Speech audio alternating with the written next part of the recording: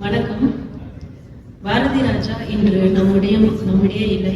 ஆனால் சில மனிதர்கள் உடலால் மறைந்தாலும் அவர்கள் விதைத்த சிந்தனைகள் ஒருபோதும் மறைவதில்லை. அந்த வகையில் அவர் படைப்பில் ஒன்றான வேதம் புதிது என்ற படத்தை பற்றிய என் எண்ணங்களை பகிர்ந்திருக்கிறேன். தமிழ் சினிமாவில் எத்தனையோ புரட்சிகரமான படங்கள் வந்திருக்கின்றன. ஆனால் 1987 பாரதி ராஜா இயக்கத்தில் வெளிவந்த வேதம் புதிது திரைப்படம் செய்த புரட்சி என்பது ஒரு நதியின் போக்கை மாற்றி அமைப்பதற்கு சமம். இந்த படத்தின் ஆரம்ப காட்சியை ஒட்டுமொத்த கதையின் ஆன்மாவையும் அது பேச போகும் அரசியலையும் மிக அழகாக சித்தரிக்கிறது. ஒரு மனிதனை மனிதனாக பார்க்க முடியாத சமூகம் எந்த வேதத்தை படித்தாலும் என்ன பயன் என்ற சிந்தனையை சுட்டிக்காட்டுகிறது. 1987 இப்படிப்பட்ட கருத்தை திரையில் சொல்வது மிகப்பெரிய துணிச்சல். இந்த படத்தில் ஹீரோக்கள் இல்லை. சத்யராஜ் பாலுதேவர் என்ற கதாபாத்திரத்தில் பகுத்தறிவாளராகவும் நாத்திகராகவும் ஊர் தலைவராகவும் மிளர்கிறார். இந்த படத்தில் இன்னொரு குறிப்பிடத்தக்க கதாபாத்திரம் என்றால் பிராமண சிறுவன் சங்கரன். புதிய தலைமுறைகள் எப்படி இருக்க வேண்டும் என்ற பாரதி ராஜாவின் கனவை அச்சிறுவன் கதாபாத்திரத்தில் செதுக்கியிருப்பார். 87களில் சிறுவர் என்றால் தோராயமாக நாமே அந்த மாற்றத்திற்கானவர்களாக இருந்திருக்க வேண்டும். இப்போது அப்படி இருக்கின்றோமா என்ற கேள்வியும் எனக்குள் எழுந்தது. அதை பற்றி இறுதியாக பகிர்ந்து கொள்கிறேன். அதற்கு முன்பு படம் பார்க்காதவர்களுக்கும் புரியும் வகையில் படத்தில் என்னை கவர்ந்த சில காட்சிகளை பகிர்ந்து கொள்கிறேன். படத்தில் ஆரம்ப காட்சியில் அவ்வூர் மலை உச்சியில் இருக்கும் கோவிலுக்கு ஆச்சாரியார் ஒருவர் உபதேசம் செய்ய வரவழைத்திருப்பார்கள். பல்லக்கில் 15 பேர் பிராமணர்கள் சுமந்து வருவார்கள். தடுமாறுவார்கள். பாலுதேவர் சத்யராஜ் 5-6 ஆட்களுடன் ஓடி சென்று பல்லக்கை மலை உச்சிக்கு சென்று இறக்கி விடுவார். நாத்திகர் சுமந்து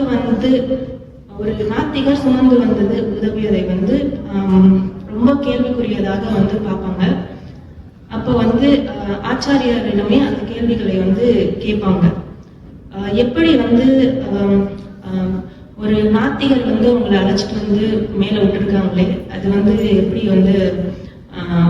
அதனால உங்களுக்கு எதுவும் சங்கடம் இருக்கா அப்படிங்கிற மாதிரி கேட்பாங்க. அதுக்கு அங்க அந்த ஆச்சாரியார் பதில் சொல்லுவாரு, தண்ணி எப்படி இந்த உலகத்துக்கு எல்லாமே பொதுவோ அது மாதிரி மனிதர்கள் எல்லாருக்கும் பொது, எல்லாருமே உதவி செய்யலாம் அப்படிங்கிற மாதிரி சொல்லி முடிப்பாரு.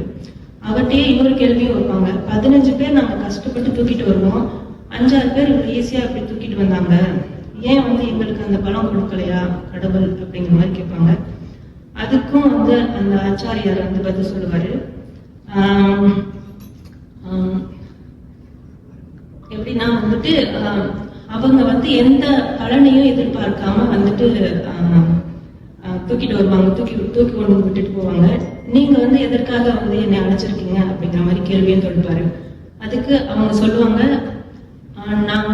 நீங்க பேசி உங்களுடைய வேதத்துல நாங்க பயனடையணும் அப்படிங்கிற ஒரு இது இருக்கிறதுனாலதான் உங்களுக்கு அது ஹெவியா இருக்கு, அதனாலதான் அவங்களுக்கு ஹெவியா இல்லை அப்படிங்கிற மாதிரி சொல்லுவாங்க.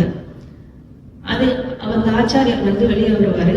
வெளியே போகும்போது அந்த தருவாயில தான் சங்கரன் அப்படிங்கிற ஒரு சின்ன பையன் அந்த ஆச்சாரியர்கிட்ட ஒரு கேள்வி கேட்பாரு. எல்லாரும் சமம்னு நீங்க போதிச்சுட்டு போயிருக்கீங்க, நீங்க மட்டும் ஏன் பல்லக்குல வரீங்க? உங்களுக்கு மட்டும் கால் வலிக்குமா, இல்ல உங்களை தூக்கிட்டு வரவங்களுக்கும் கால் வலிக்காதா அப்படிங்கிற மாதிரிலாம் கேள்வி கேட்பாரு.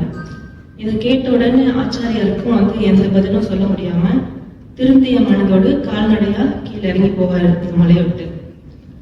இந்த மாதிரி எல்லாம் பாரதி ராஜா எடுத்திருக்கிறது ரொம்ப ரொம்ப இந்த காலத்து படங்கள்ல இல்லை அப்படிங்கிற மாதிரி இருக்கு. இரண்டாவதாக பாலுதேவர் அப்படிங்கிற அந்த கதையில நடுவில் என்ன ஆகும்னா அந்த பாலுதேவரே அந்த சங்கரன் அப்படிங்கிற அந்த பையனை எடுத்து வளர்க்குற மாதிரி ஆகும். அப்போ ஜாதி இல்லை அப்படின்னு நீங்க போதிக்கிறீங்க, பேசுறீங்க, நடந்துக்கிறீங்க. பட் உங்க பேர்லயே பாலுதேவர் அப்படின்னு இருக்கு அப்படிங்கிற மாதிரி ஒரு கேள்வி கேட்பாரு. அதுலயே அவர் மனம் உடைஞ்சு அந்த காட்சி பயங்கர அழகா எடுத்திருப்பாங்க. ஒரு ஆற்றங்கரையை கடக்கும் போது அது மிகவும் அற்புதமாக இருந்தது. அதுக்கப்புறம் அவ்வளவுதான். மொழி வழி தமிழ் பேசினாலும் ஜாதி மத அடிப்படையின் கட்டமைப்பின் கீழ் பிளவுபட்டு வாழும் சமூகத்திற்கு நடுவில் மூட நம்பிக்கை, ஜாதி, மதம், மூர்க்கத்தனம் என வாழ்வுக்கு அவசியமில்லாதவற்றை விட்டு மனித நேயத்தோடு வாழ்கின்றோமா என்று இந்த படம் அழகாக கேள்வி எழுப்பியிருக்கும். நம்ம சிங்கப்பூர் சூழலில் பல இன, பல மத, பல மொழி மக்கள் ஒற்றுமையாக வாழும் ஒரு நாட்டில் இருக்கும்போது உலகிற்கு முன்மாதிரியாக நம்ம இருக்கிறோம்.